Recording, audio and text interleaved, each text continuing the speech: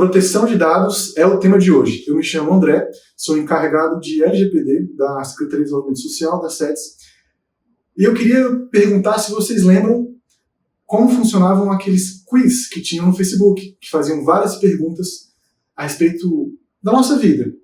Lembro de um deles especificamente que falava sobre testes de personalidade.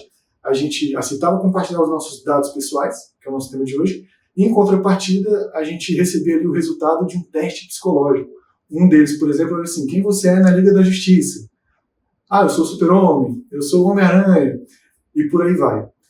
E a gente vai começar esse assunto de proteção de dados questionando o que está por trás de certas coletas de informações, principalmente na internet. Houve um caso, em 2018, que se chama Cambridge Analytica, que ele desenvolveu um quiz chamado This is Your Digital Life, essa é a sua vida digital. E por meio desse quiz eram feitas várias perguntas, em que a pessoa que ia perguntando ia descobrindo a sua personalidade. Tinham 5 critérios que eram avaliados nessa pesquisa. O primeiro deles era o criticismo, tinha também o critério de abertura, a sua abertura social, se era pouca ou baixa, a sua questão de consciência, extroversão, que podia ser muito ou pouco extrovertido, e amabilidade. Por meio dessas perguntas e desse resultado, era criado um perfil de personalidade. E aí você já obteve o que aquele quiz prometeu te dar. Você deu seus dados, em troca você recebeu um resultado. Mas não para por aí. Depois, uma empresa chamada Cambridge procurou o professor responsável por esse teste, que se chamava Alexander, e comprou dele essa base de dados que ele tinha com muitos dados pessoais. De posse dessas informações, essa empresa Cambridge, que era Cambridge Analytica, ela era responsável por fazer campanhas políticas. Ela começou a usar essas informações para direcionar suas campanhas políticas, né, por meio de um recurso, de uma técnica que se chama microsegmentação.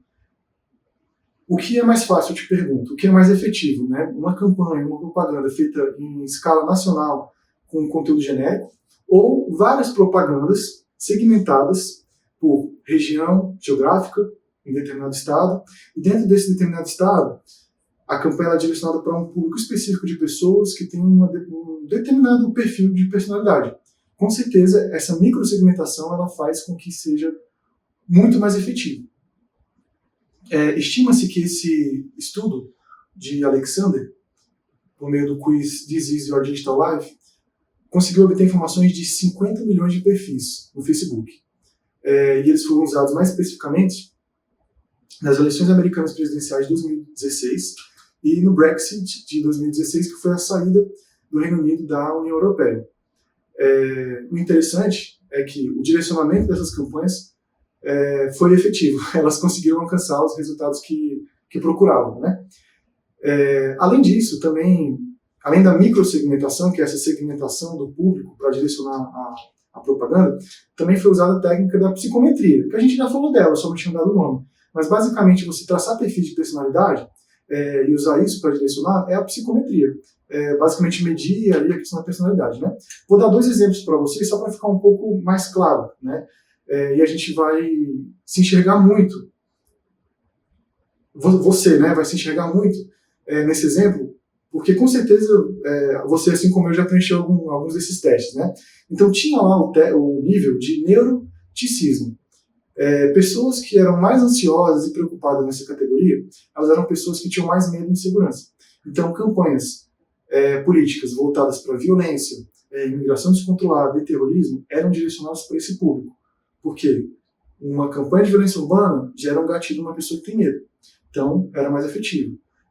Um outro exemplo é que na categoria do teste de personalidade de extroversão, as pessoas que tinham alta extroversão eram consideradas otimistas e mais encorajadoras. Então, algumas campanhas que falavam sobre a possibilidade de você participar de políticas públicas, sobre serem mais democráticas, eram mais direcionadas para essas pessoas que tinham uma alta extroversão e tinham uma tendência a se engajar mais em questões políticas, né? Mas tudo chega ao fim. Em 2018, esse escândalo de proteção de dados, de violação, foi noticiado por jornais de grande escala. The Guardian, New York Times, e teve apoio, inclusive, de ex-funcionário da empresa Cambridge Analytica, que chamava Christoph. O Facebook foi acusado de graves falhas de proteção de dados, teve que pagar 5 bilhões de multa, e Mark Zuckerberg chegou a testemunhar no Congresso americano. Uma outra consequência foi que a Cambridge Analytica, essa empresa que fez as campanhas eleitorais, fez grandes consequências na legislação. E aqui a gente termina esse primeiro módulo, termina esse primeiro assunto, falando basicamente sobre esse estudo de caso que vai dar base para a gente trabalhar agora, mais especificamente nas legislações. Então, no próximo módulo a gente vai estar trazendo alguns detalhes desse estudo de caso e apontando algumas questões da legislação.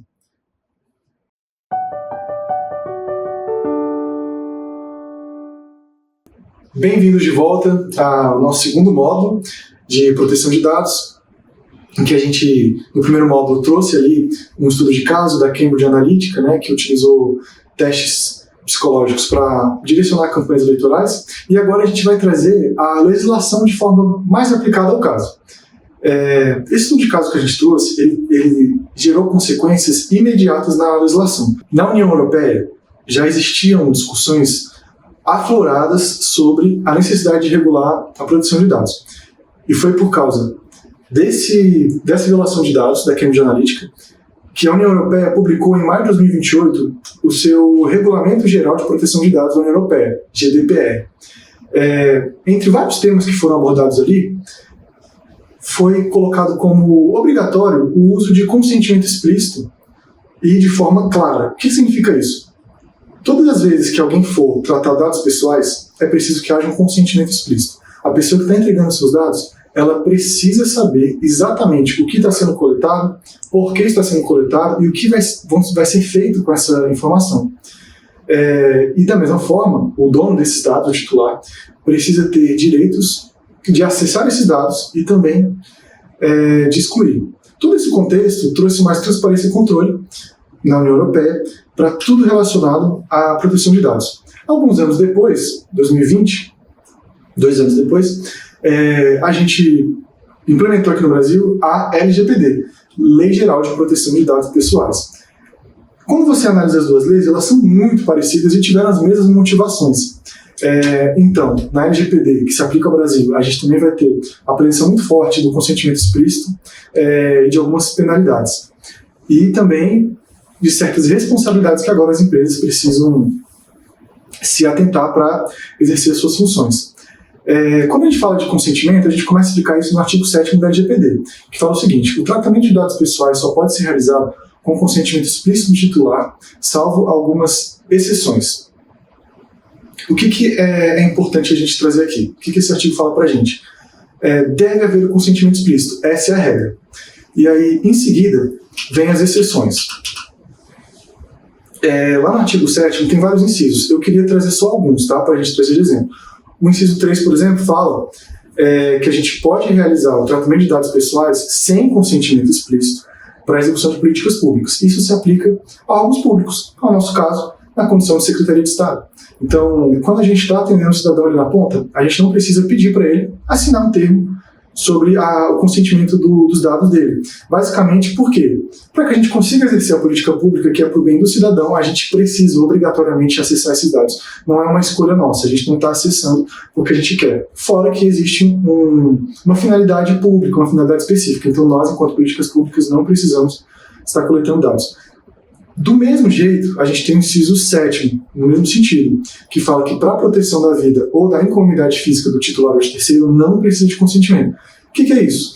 É a atividade policial que exerce a sua função e não pode deixar de exercer a sua função por não acessar certo dado, né? Então, atividades policiais também têm essa prerrogativa de não pedir consentimento explícito de acessar diretamente esses dados.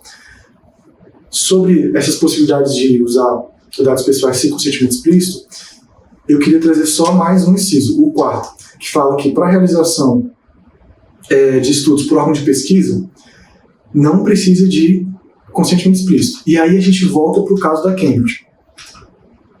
O Alexander, ele era um professor da Cambridge. É um órgão de pesquisa? Sim.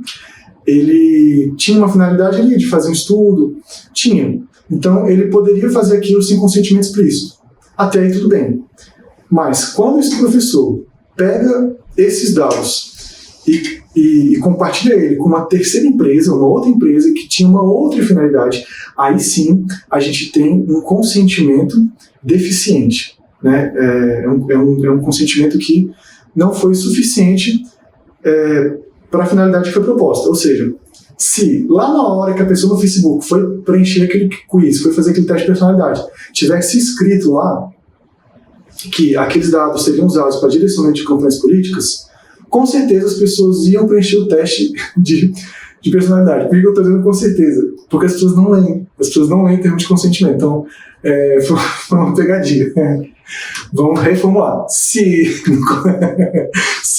no termo de consentimento da pesquisa, lá do quiz, teste de personalidade, tivesse escrito que aqueles dados iam ser usados para direcionamento de campanhas políticas, se a pessoa que estivesse preenchendo aquilo tivesse consciência disso, com certeza ela não faria aquele teste, né?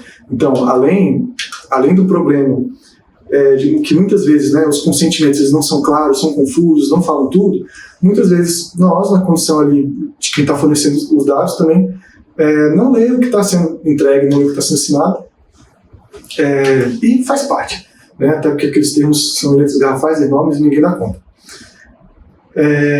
E aí, vamos focar um pouco aqui na legislação no Brasil. Quando a gente fala de LGPD, a gente sempre pensa também na Lei de Acesso à Informação. São assuntos que sempre vêm, perguntas que sempre questionam. Poxa, mas já tem a Lei de Acesso à Informação, por que a gente vai falar de uma Lei Geral de Dados? Lei Geral de Produção de Dados. Aqui a gente tem uma diferença muito interessante. A Lei de Acesso à Informação ela foi publicada em 2011. E a ideia ali era trazer uma clareza, uma luz naqueles dados que eram escuros, aqueles dados públicos que ninguém conhecia. Então, por meio da lei foi possível diminuir e muito a corrupção por meio de transparência. Mas eu faço o seguinte comparativo. Vamos pensar que a Lei de Acesso à Informação ela trouxe luz sobre um conjunto enorme de dados públicos nesse caso, né? Então, de dados públicos nós temos dados relacionados ao orçamento, dados relacionados ao patrimônio, dados relacionados a informações pessoais. Então é um grande grupo. E tem um grupinho menor de dados pessoais. Então, quando chegou a Lei de Acesso à Informação, que ela escancarou a porta, abriu tudo, foi ótimo. Mas começaram a perceber que tinha um conjunto de dados menor, de dados pessoais que eram muito sensíveis. E falaram assim, nossa, a gente abriu demais. Esses dados menores, esses conjuntos menores, a gente precisa proteger. Porque são dados relacionados a um direito constitucional. Por isso tem uma força maior, inclusive, que a própria Lei de Acesso à Informação. A Constituição Federal de 88, no inciso 10º do artigo 5º, fala que são invioláveis a intimidade e a vida privada. Quando ele fala vida privada, ele está falando de algo chamado privacidade. A privacidade é um direito constitucional, é o meu direito. Tem um jurista americano chamado Thomas, que de 1860 a 1885, ele foi presidente da Suprema Corte do Michigan. E ele foi o primeiro jurista que trouxe a ideia de privacidade. E ele conceitou essa palavra, a privacidade, com o seguinte termo, right to be alone, que é o direito de estar só. Essa, para mim, é a melhor forma de explicar a privacidade. A privacidade é o meu direito de, por exemplo, ao sair do trabalho, chegar em casa, fechar a porta de casa e estar livre da atenção dos outros, estar fora do olhar de qualquer um. Esse é o meu direito. Então, quando um órgão público, por exemplo, tem posse dos meus dados pessoais, eu tenho o direito de que esses dados pessoais sejam protegidos, para que os meus dados pessoais estejam fora do alcance dos outros, fora do olhar dos outros. Lógico que na prática vão ter muitos conflitos. Por exemplo, a transparência, que também é um princípio, com a privacidade. Existe o portal, né, de transparência, e lá tem várias informações, inclusive lotação de servidores, remuneração de servidores. Então ali existe um conflito de competência entre a transparência e a privacidade, que nesse caso específico a transparência falou mais alto. E tudo bem, né? Foi assim que o legislador quis. Então, quando a gente fala de proteção de dados, a regra é proteja os dados pessoais, não trate dados pessoais. A regra é não trate. Eu tenho dados pessoais armazenados no meu computador. Exclua. O bom é que você não tem. Mas, caso seja necessário tratar esses dados, a lei vai trazer no artigo 7 as hipóteses em que é possível tratar esses dados. Que a gente já falou vários casos desses, que, por exemplo, é por meio de termos de consentimento, é por meio de política pública, é por meio da atividade policial, entre outros. E nesse artigo a gente tem alguns parágrafos ali que vale a pena o destaque. O artigo 4º, por exemplo, fala que é dispensada a exigência de consentimento previsto no caput desse artigo para os dados tornados manifestamente públicos pelo titular. Aí eu queria até fazer uma pausa e te levar a pensar. Tenta achar um exemplo do que está escrito aqui. Não precisa de consentimento para dados que foram manifestadamente colocados públicos pelo titular. Tenta ver se você consegue imaginar uma situação. Te garanto que ela acontece todo dia. Internet e redes sociais. Toda vez que você vai lá na internet, que você vai na rede social, se só for pública, e você publica uma foto, publica uma informação, publica um check-in. Oi, pessoal, cheguei no trabalho. Oi, pessoal, parei para almoçar. Oi, pessoal, eu com os meus amigos. Tudo isso são informações pessoais suas que você está colocando elas de forma pública, de forma manifestadamente livre. Ninguém te pediu. E aí vem uma segunda pessoa, aí pega todas essas informações e faz o que ela quiser. Tá tudo certo. Ela não precisa de termo de consentimento. Então aqui vai um alerta para a gente ter mais cuidado mesmo com as informações que a gente vai divulgando nas redes sociais. Agora, o fato desses dados estarem disponíveis publicamente não significa que quem vai usar eles pode tratar de qualquer jeito, pode fazer qualquer coisa, né, sem ter consequências. Aí vem o parágrafo 6º, que fala o seguinte: a eventual dispensa da exigência de consentimento, que é o caso que a gente está falando, não desobriga os agentes de tratamento das demais obrigações. Significa o quê? Peguei a foto pública do meu coleguinha lá. Posso pegar? Posso, ele botou nas redes sociais públicas. Você pode fazer o que você quiser? Não necessariamente. Você pode estar violando a imagem dele, a honra dele, e está gerando, inclusive, alguma questão de indenização que você tem que responder. Tá? Então, por mais que não seja necessário, né, a coleta do termo de consentimento em alguns casos, quem está tratando esse dado precisa, sim, ter a responsabilidade de como ele vai tratar. Vamos para a nossa realidade de secretaria. Já falei para vocês, na condição de políticas públicas, a gente não precisa estar usando termo de consentimento para aquelas ações de política pública. Mas a gente continua sendo obrigado a ter todo o cuidado de proteção de dados, a zelar por esses dados, a não deixar que esses dados sejam violados, a não compartilhar indevidamente, entre outras coisas. A gente vai encerrando por aqui, vamos dar uma pausa. A gente termina agora o módulo 2, em que a gente fez alguns cruzamentos aí, né, de informações entre a LGPD, a GDPR da União Europeia e o estudo de casos que a gente fez no primeiro módulo, da Cambridge Analytica, e no módulo 3 a gente vai continuar mais um pouquinho explorando a parte de legislação.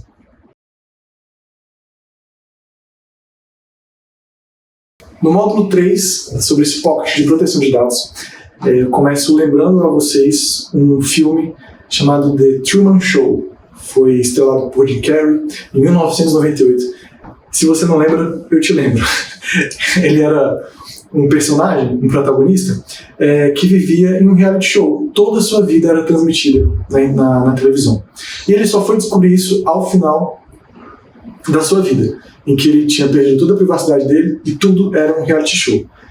Trazendo para o nosso tema, o que a gente traz aqui de brincadeira? Uma vez que você deu os seus dados, publicou ele na internet, ou assinou um termo de consentimento, qualquer coisa nesse sentido, você não é obrigado a manter a sua vida pública num reality show como um filme. Você tem a opção de revogar essa autorização que você deu a qualquer momento.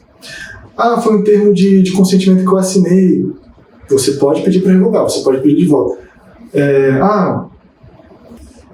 Um exemplo para ser bem prático. Você foi no órgão de pesquisa, você aceitou fazer parte de uma pesquisa, deu seus dados, e depois você viu que esse órgão de pesquisa divulgou suas informações, às vezes até a sua imagem, de uma forma que você não gostou, que você se sentiu prejudicado. Você pode ir lá e revogar o termo de consentimento. Aí a pessoa que recebe fala assim: não, você não pode não, porque tem previsão aqui no termo que você deu pra gente de forma irretratável. Agora você tem que dar a sua imagem pra gente pro resto da vida. Aí você vai ter que procurar outros meios, o meio administrativo, até judicial. Fato é que a lei traz essa previsão de que é o seu direito pedir a revogação e também a exclusão desses dados. Autorizações genéricas é outro tema que a gente deve falar.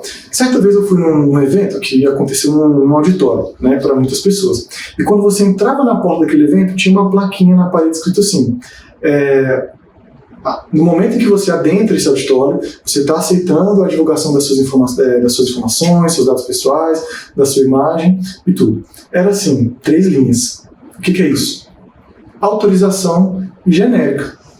Eu preciso saber como que os meus dados vão ser usados. Olha a diferença. Vamos supor que esse auditório é um evento. E aí ele vai usar a minha imagem para colocar no site dele uma propaganda, né, para fazer publicidade dos eventos que ele faz. Tudo bem, é um efeito. Aí vamos pensar, não, agora esse dado, na verdade, ele vai ser usado para uma segunda coisa. Ele vai ser usado para direcionar campanhas nas redes sociais. Então, toda vez que você estiver na rede social lá, vai ficar aparecendo campanha e propaganda. É um outro caso também. Então, os termos de consentimento, eles devem ser claros e específicos. As autorizações genéricas são nulas, conforme o artigo 8º, parágrafo 4. No caso da Cambridge Analytica, a gente pode citar o artigo 9º, parágrafo 2, que fala o seguinte: na hipótese em que o consentimento é requerido, se houver mudanças de finalidade, ênfase nessa palavra, mudanças de finalidade, para o tratamento de dados pessoais não compatíveis com o consentimento original, o controlador deverá informar previamente. O que isso significa? Vamos lá para aquele caso. O professor Alexander fez o consentimento lá sobre um teste de pesquisa de personalidade, e aí depois ele mudou a finalidade. Não, a finalidade não é mais pesquisa. Agora a finalidade é campanha eleitoral. Então, eles teriam que ter avisado todo mundo que fez aquela pesquisa. Aí seria regular. Se não avisou, não é regular. De acordo com a nossa legislação brasileira, tá, gente? Lembrando que esse foi um caso que aconteceu na União Europeia, então tem as suas devidas adequações. Tem outro assunto interessante do artigo 12 da LGPD que fala sobre dados anonimizados. Deixa eu explicar primeiro o que é isso. Anonimização é uma ferramenta que se usa muito na proteção de dados. Quando a gente precisa trabalhar um dado, mas a gente não pode expor demais. Órgãos de pesquisa. Nós, aqui, enquanto políticas públicas, às vezes compartilhamos algumas informações com alguns órgãos de pesquisa. Por exemplo, beneficiários de determinado programa perguntam para a gente: eu preciso fazer uma pesquisa na área alimentar, preciso saber a quantidade de pessoas que recebem recursos sociais para custear a alimentação.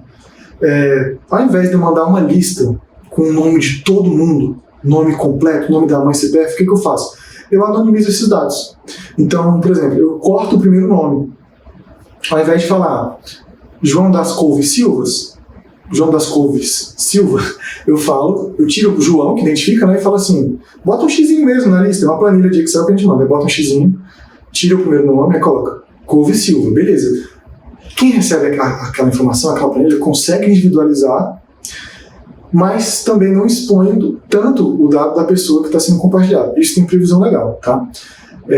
Então, o que a LGPD vai falar no artigo 12? Os dados anonimizados, são esses que eu dei o exemplo, não serão considerados dados pessoais. Olha que interessante. Se eles não são considerados pessoais, a gente pode tratar deles de forma mais fácil. Aí vem o parágrafo 2º, que fala o seguinte: poderão ser igualmente considerados como os dados pessoais para fins dessa lei aqueles utilizados para a formação do perfil comportamental.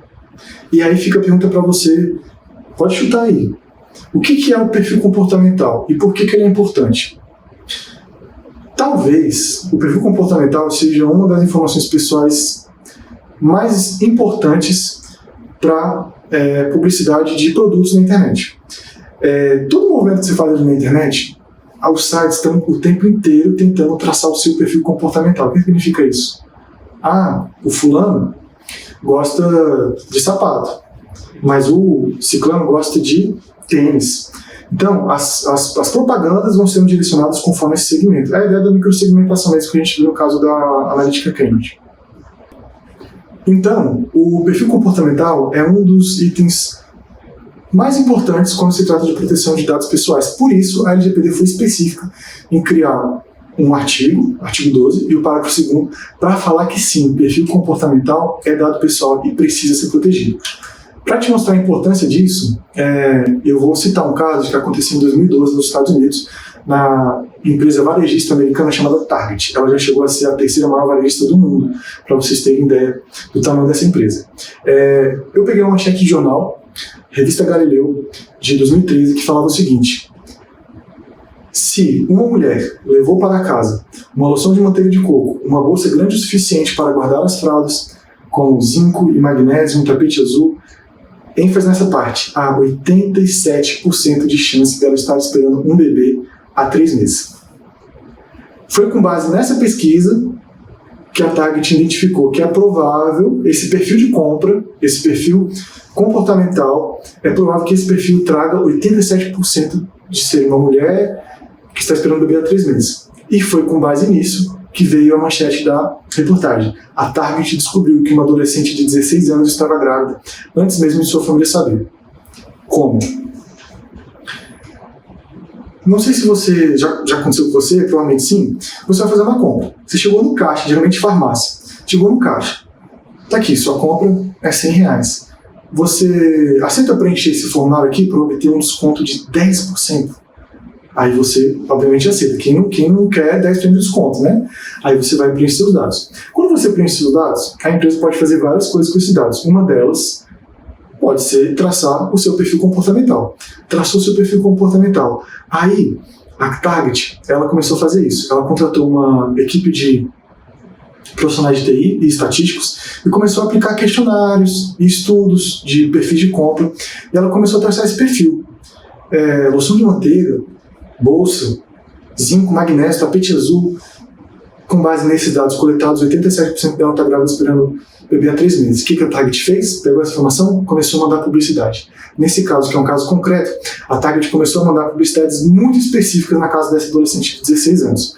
Por exemplo, parabéns, fulana, pelo seu 3º mês de gravidez. O que acha de comprar um berço para seu filho que está nascendo? Parabéns pelo seu 6º mês de gravidez. O que acha de comprar remédios, medicações? O pai dessa adolescente de 16 anos começou a receber essas campanhas e ficou irritado. Em nenhum momento desconfiou da sua filha, foi direto na Target. Conversou com o gerente, bem irritado, né? Aquele cliente que a gente nem sabe como é que funciona, não acontece no Brasil. Irritado. E o gerente, sem saber nada, não sabia que essas campanhas existiam, só pediu desculpa e não pode fazer nada. Falou, vou conversar com o marketing e tudo. Depois de uma semana, o pai volta, pasma, pediu desculpa pro gerente. Ele falou, fulano gerente, conversei com a minha filha e ela falou que estava grávida, ela realmente assumiu que estava grávida. Então foi assim que a Target descobriu que a adolescente estava grávida antes da família. Então, isso mostra para vocês o quanto é importante o comportamento que a gente tem, né? Essa informação comportamental é importante. Com base em tudo que a gente falou aqui, a LGPD ela vai trazer responsabilização pelo mau uso desses dados, que tem tanto do lado da responsabilização de quem está coletando os dados, né? Por exemplo, do órgão, da empresa, e tem também o direito do titular de dados, que é a pessoa dona desses dados. Vamos começar falando primeiro do direito do titular. Quando existe ali um dano patrimonial, moral, individual ou coletivo, a pessoa dona desse dado tem direito à indenização. Isso está previsto no artigo 42, parágrafo 1º, tá? Da LGPD. Também é possível, tá? Também tem previsão de ação coletiva, né? Então, por exemplo, teve o caso recente, se não me engano, em 2021, de um vazamento de informações da empresa Serasa. Foram vazados simplesmente mais de 200 milhões de dados, né? Ou seja, praticamente a população inteira do Brasil teve seus dados vazados, né?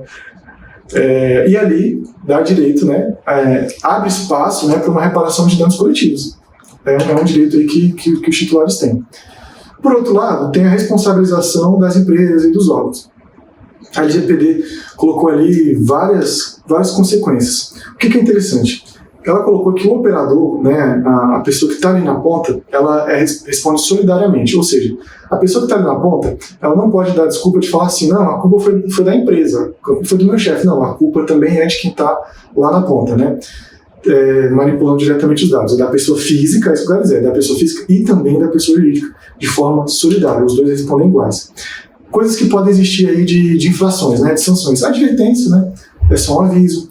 Multa simples, de 2% do faturamento, né, limitado a 50 milhões. Multa diária, Publicização da inflação. Essa é interessante porque foge um pouco a regra das sanções que existem nas legislações. A publicização basicamente é você colocar na mídia, você divulgar que determinada empresa teve, né, uma violação de dados. Por que isso é prejudicial à empresa? Porque afeta a imagem. Hoje as pessoas elas estão mais atentas e estão procurando mesmo empresas que protejam dados. Muitas empresas usam campanhas dizendo eu protejo dados para serem diferenciadas no mercado. Então, quando uma infração é publicizada, isso é uma consequência, que muitas vezes é pior do que multa, né? Porque a multa, se a empresa tiver dinheiro, ela paga. A publicização mancha a história da empresa, que pode, inclusive, afastar os clientes de forma a fazer ela fechar, né? Outras sanções aí que podem existir, né? Bloqueio de dados pessoais, então, assim, aquela empresa pode ser bloqueada, né, para não tratar dados pessoais, ela pode ser obrigada a eliminar esses dados que ela tem, pode até ter a sanção de suspender suas atividades ou paralisar suas atividades de forma parcial. No Brasil, gente, a primeira multa da LGPD foi aplicada recentemente em 2023, tá? Foi aplicada contra uma empresa chamada Telecal Infoservice. Também foi em época eleitoral. Foi na eleição municipal de 2020 em Ubatuba, São Paulo. Tá? Essa empresa ela tinha uma lista de dados de pessoas com número de telefone e ela estava vendendo para a campanha eleitoral. Ela pode ter obtido essa lista de várias formas, de forma legítima ou não. Ela pode ter obtido esses contatos, né, de várias formas ou não. Fato é que ela estava tratando dados pessoais, né, sem o devido rigor, sem o respaldo legal que a lei obriga. Né? Então ela foi multada em 2% do faturamento bruto, que foi R$ 14.400. Essa foi a primeira multa aplicada aqui no Brasil recentemente, em 2023. O que isso significa?